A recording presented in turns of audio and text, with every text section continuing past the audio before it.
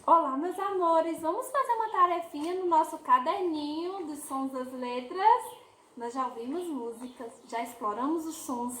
Agora nós vamos fazer uma atividade. Muito bem! Nessa atividade, nós vamos explorar o som da letra I, tá? I. Tia Maime vai perguntar e eu quero que vocês respondam qual é a letra da palavra que eu falar. Vamos lá?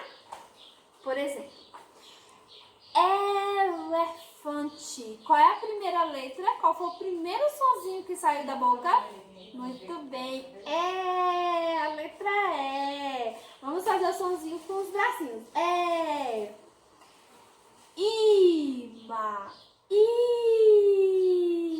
Começa com a letra I. Ilha. I. Começa com I. Agora aqui. Iguana. I.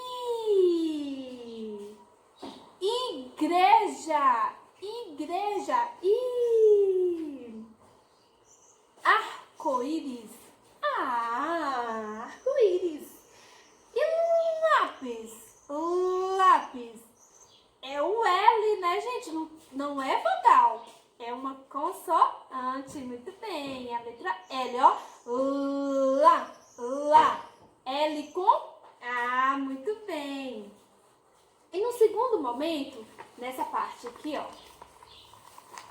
Tá vendo? Vocês vão escrever as letras faltosas. Tem umas letras que tá no início da palavra, bem no iniciozinho. Tem outras que estão no meio da palavrinha. E tem outras que tá lá no fim. Vamos descobrir qual é? Por exemplo, Igor. Igor. Começa com a letra I. Com a letra I. Iogurte. Começa com I e termina com E. Muito bem, iogurte. Maria. Maria. Maria Clara. Vamos ver como que se escreve Maria, Maria. Vamos ver? Ma. Depois do M vem que letra? Ma. Isso, muito bem. O M com A. Ma. Ma. Ri. A. Tem o I e o A no final. Ia. Maria. I. A. O I no final.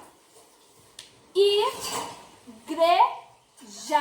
Tem o I no início. I.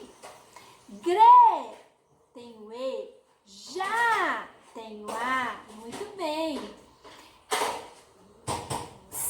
Saia. Saia. Olha o S. Olha o som do S. Sa. É o S com A. Muito bem. Sa. I. A. I. A. Tem o I e o A no final. Ok? Então arrasem na tarefinha, caprichem e façam bem bonitinho, ok? Beijos!